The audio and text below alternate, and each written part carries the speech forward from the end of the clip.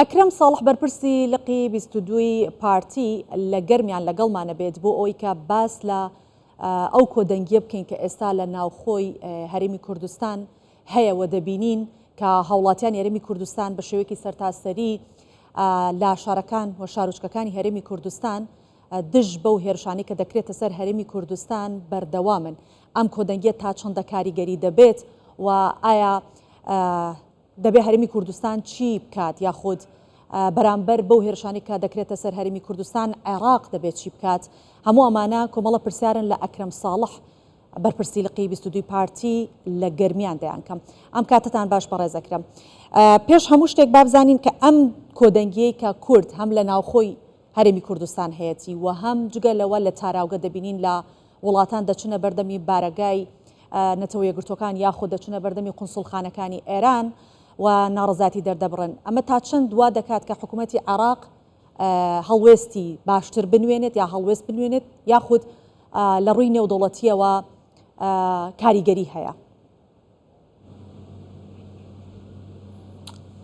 زۆر سپاس، سڵاو بۆ ئێوە بۆ بینەرانی کوردستان 24. ئەلبەتە ئەو هێرشە ناڕەوایی کە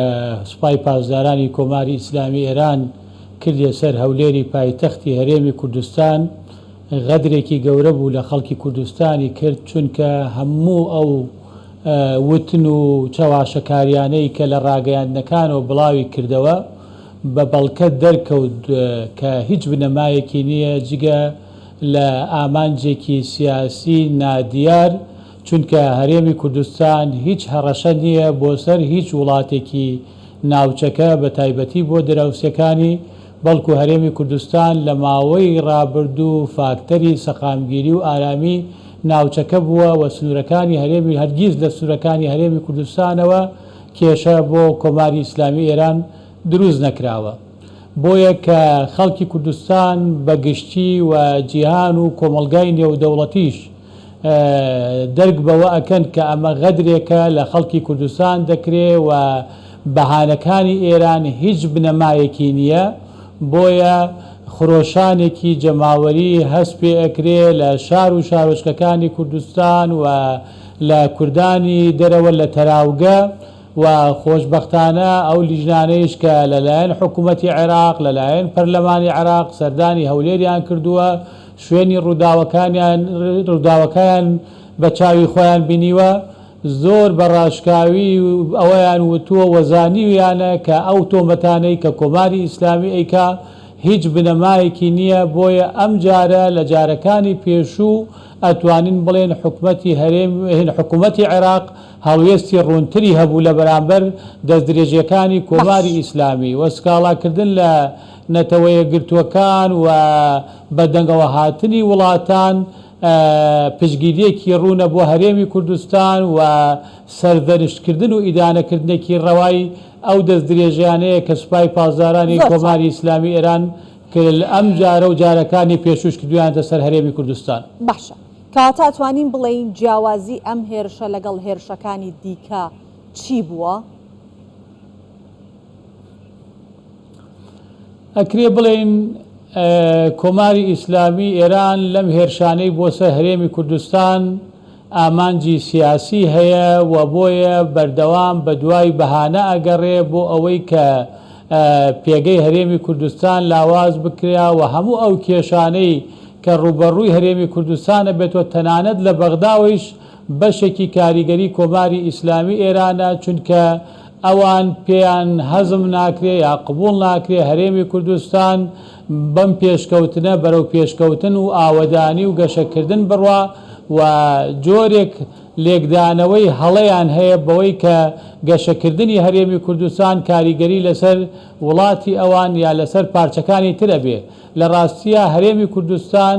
مەترسی نییە بۆ سەر هیچ وڵاتێک و خەڵکی هەرێمی کوردستان و حکوومەتی هەرێمی کوردستان پەرۆشن بە ئاشتی و ئارامی لە ناوچەکە بژین و ناوچەکە ئارام و سەقامگیر بێ. بەداخەوە کۆماری ئیسلامی ئێران هەر جارە و بە بەهانەیەکی ناڕەوا هەوڵەدا کێشە بۆ هەرێمی کوردستان دروستکە کە ئەمە غەدرێکی گەورەیە لە هەرێمی کوردستانی ئەکا و کۆماری ئیسلامی ئەگەر بیەوێ ڕوبەڕووی نەیارەکانی ببێتەوە ئەلبەتە نەیارەکانی کۆماری ئیسلامی یا ئەو وڵاتانەی کە کۆماری ئیسلامی خۆی بەڕکابەریان نەزانێ چ لە ئەمریکا چ لە ئیسرائیل چ لە هاوپەیمانەتی نێودەوڵەتی یا وڵاتانی هاوپەیمانی نێودەوڵەتی ئەلبەتە بنکە و بارەگای زۆر نزیکتریان لە هەرێمی کوردستان هەیە بەڵکو ئەمەی کە بە هەرێمی کوردستان یا ئەو پەلامارانی بۆ هەرێمی کوردستان جگە لە کێچەڵێکی سیاسی بۆ لاوازکردنی هەرێمی کوردستان و لە کەدارکردنی سومعەی هەرێمی کوردستان هیچی تر نییە ڕوبەڕوو نابێتەوە بۆ لە ڕێگەی هەرێمی کوردستانەوە ئەو کارە ئەکات ئەمە کاریگەری ناخاتە سەر سەقامگیری هەرێمی کوردستان یاخود مەبەستێتی کە ئەو کاریگەریە دروستکات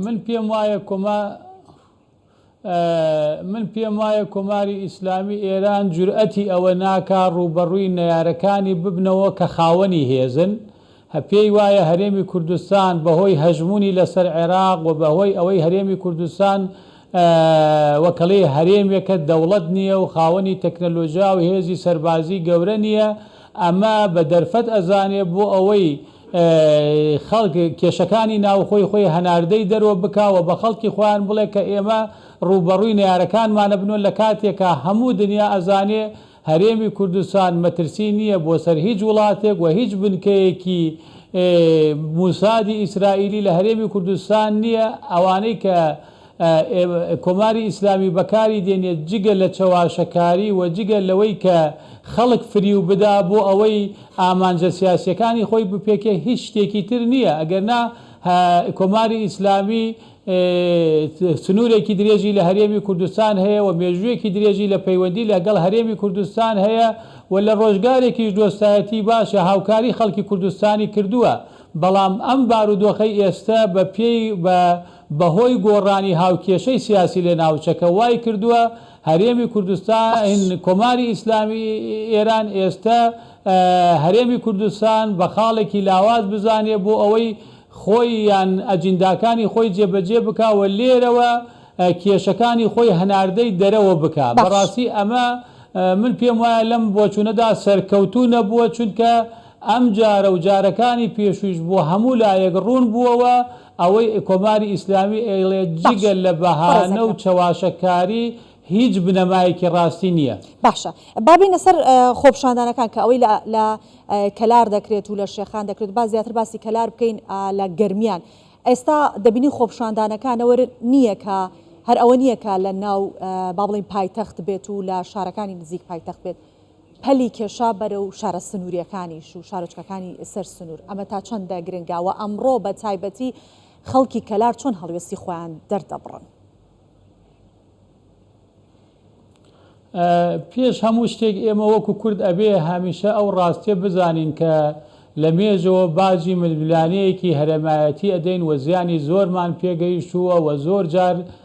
نەیارەکانی کورد هەوڵیان داوە کورد پەرد بکەن بۆ ئەوەی بەسەریدا زاڵ بن و لەم بابەتەیش ئەلبەتە لە مێژوودا سوودی زۆریان بینیوە بۆیە گرنگە خەڵکی کوردستان لە بەرامبەر هەر پەلامارێکی دەرەکی کە مەترسی لەسەر هەرێمی کوردستان دروست بکە یەکدەست و یەکڕەنگ بێ چونکە ئەمە بابەتێکی نیشتمانی و نەتەوەی و نیشتمانیە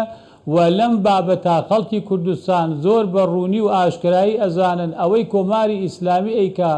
گێچەڵێکە بە هەرێمی کوردستان و غەدرێکە لە هەرێمی کوردستان بۆیە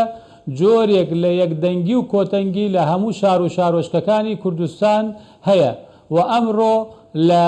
قەزای کەلار سەنتەری ئیدارەی گەرمیان خەڵکی گەرمیان کاتژمێر 3 پاژنیمەڕۆ دێنە سەر شەقام و ئەو دەست درێژەی کۆماری ئیسلامی ئێران ئیدانە ئەکەن و ڕەدی هەر دەست درێژیەکەکەنەوە بۆ سەر هەرێمی کوردستان چونکە هەرێمی کوردستان مەترسی نییە بۆ سەر هیچ ئاسایشی هیچ وڵاتێکی ناوچەکە بەڵکو هەرێمی کوردستان هەمیشە ویستویەتی فاکتەری سەقامگیری و ئارامی ناوچەکە بێ بۆیە ئەم یەکدەنگیە بەڕاستی جێگەی دڵخۆشیە و پێویستە کوردان لە هەموو شارەکانی کوردستان و لە وڵاتانی دەرۆیش هەڵوێستی ئاشتی خوانەزانەی خۆیان پیشانی دنیای دەرەوە بدەن چونکە کورد نایەوێ لە هەرێمی کوردستان بەشێک بێت لە شەڕ و ململانەی ناوچەکە و ببێتە هۆکاری ناسەقامگیری هیچ وڵاتێکی ناوچەکە. بەڵێ سپاس دەکەین بەرپرسی لقی 22 پارتی لە گەرمیان ئەکرەم ساڵح لەگەڵ